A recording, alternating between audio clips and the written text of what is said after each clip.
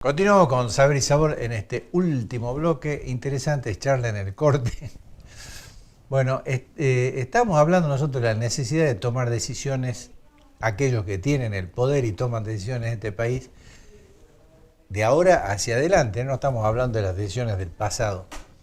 En poner en contexto cuál es la realidad de la Argentina.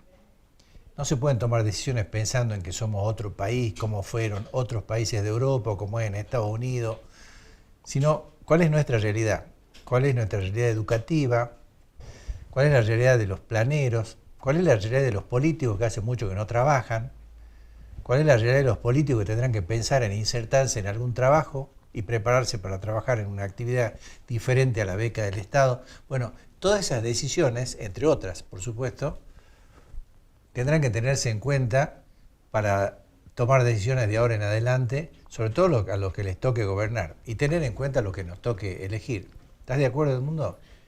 Lo de planeros no, porque yo creo que son las víctimas, y lo dice Milei, no lo dice el peronismo. Pero es una realidad, no Sí, la puedes negar. Pero hay una cuestión despectiva. No dije yo que sean malas personas. Hay gente que son realmente vagos, como dicen, pero son poquitos. La mayoría tienen una dificultad tremenda.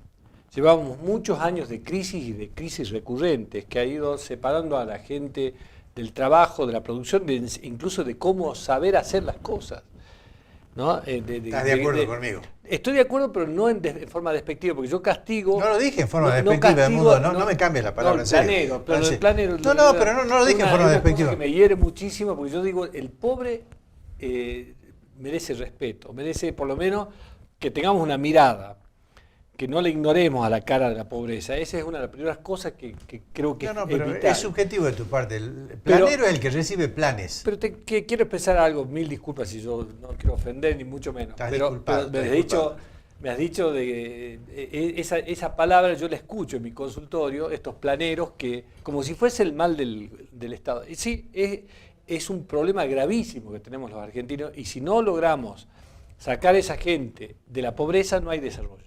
No hay desarrollo, no hay forma de avanzar a ser un país desarrollado con ese nivel de pobreza. Discúlpame, yo creo que lo que tratamos de decir es que el plan social se convirtió en un negocio. Puede ser. De algunos, Sí. Y eso es lo que está en discusión. Sí.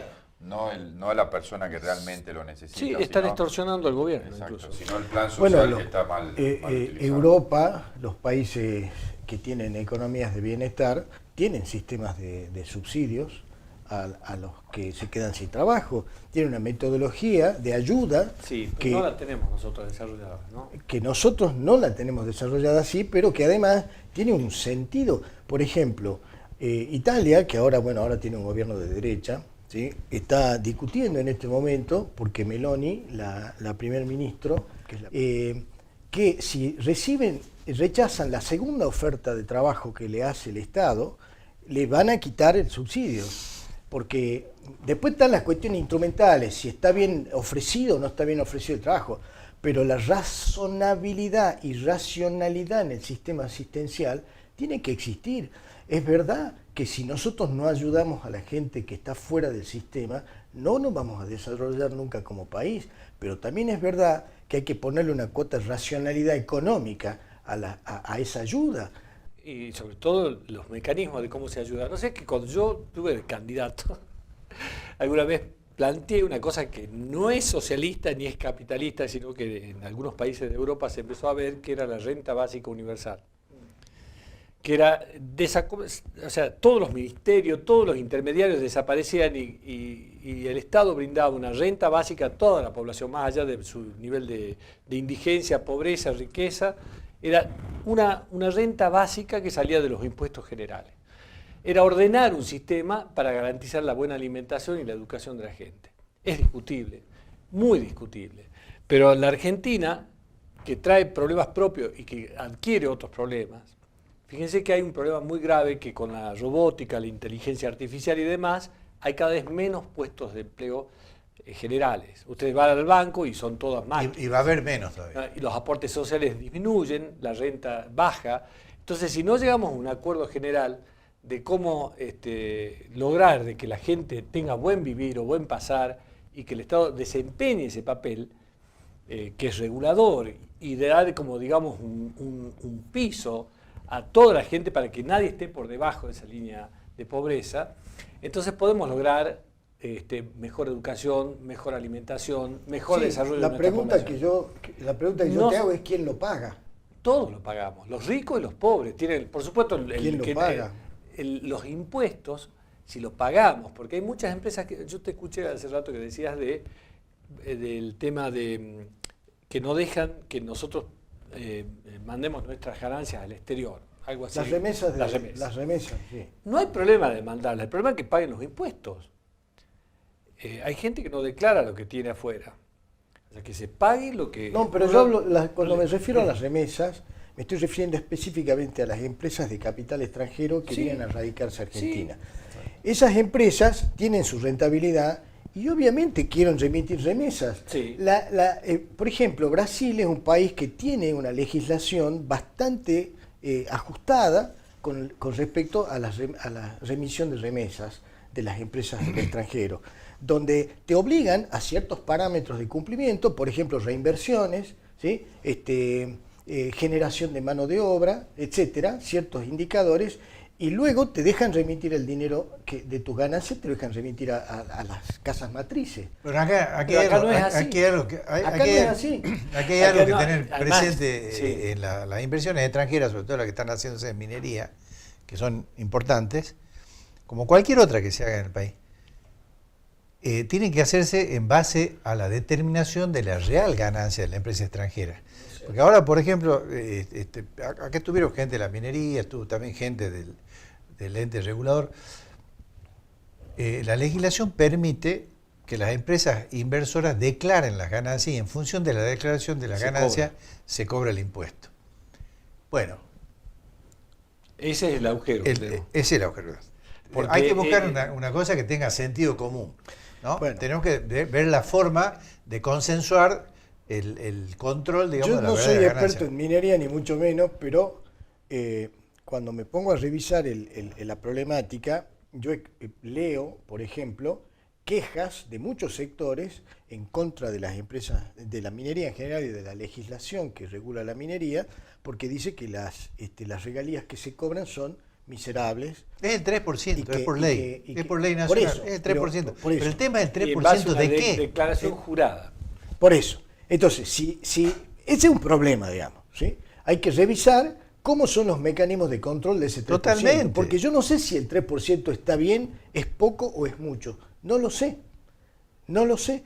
Y no lo voy a saber nunca porque los costos de producción los conocen ellos. ¿sí? A mí me encantaría Ahora, que todo lo que sea pero hay otra de cuestión. contratos Pero mineros hay otra- pase por la legislatura bueno, pero hay y otra esté cuestión. esté a la vista de la gente. Pero hay otra cuestión de la que no Porque se eso habla, le corresponde. que es qué es la periferia, la riqueza periférica que genera la minería. ¿No es cierto? Porque yo tengo un montón de gente conocida acá Con en servicios, Salta sí. que antes hacía cualquier cosa y ahora trabaja para la minería y les va muy bien. ¿Sí? Y les va muy bien. Entonces, no es solamente un problema de regalías y de si me declaran o no me declaran. Es verdad, hay que controlar lo que extraen. Obvio que hay que controlar lo que extraen.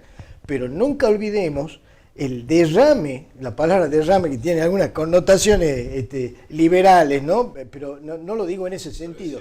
Pero hay un derrame real de la riqueza que generan las industrias, la minería, en industrias periféricas, talleres metalúrgicos. No, y aparte te quiero decir, la ahora- infraestructura de servicios. ahora, Sí, claro, pero eso es temporal. No, pero es que ¿sabes qué pasa? Es La definitivo en este temporalidad- sentido. Hay lugares donde se está poniendo luz, está llegando la energía por No, primera pero vez. sí hablo de Se la están explotación haciendo- minera. No, No, pero- Sí, de eso hablo. Está bien, pero ¿sabes qué pasa? Cuando, supongamos, si yo soy una persona que antes me dedicaba a otra cosa y ahora estoy ganando dinero con una actividad periférica a la minería, evidentemente yo sé que el horizonte temporal de mi trabajo con la minería tiene un límite. Entonces, la inteligencia comercial y empresarial mía es en poder formar otras fuentes de generación de riqueza gracias al origen de la riqueza que Perfecto. me produjo la minería. Pero Sí, perfecto. la sí, famosa sí. actividad económica. Exacto. No, estoy de acuerdo. A ver, creo que incluso el gobernador Urtubey fue el que sacó una ley al final de su gobierno que estimulaba que los servicios sean prestados por locales, no por gente de empresas. Muchas empresas se radicaron, sí. Fue una contribución muy importante a la economía provincial. Es una muy buena ley. Y yo sí toco el tema de que hay que analizar bien qué se extrae, cuánto se extrae y cuánto nos deja. Esa es primera cosa.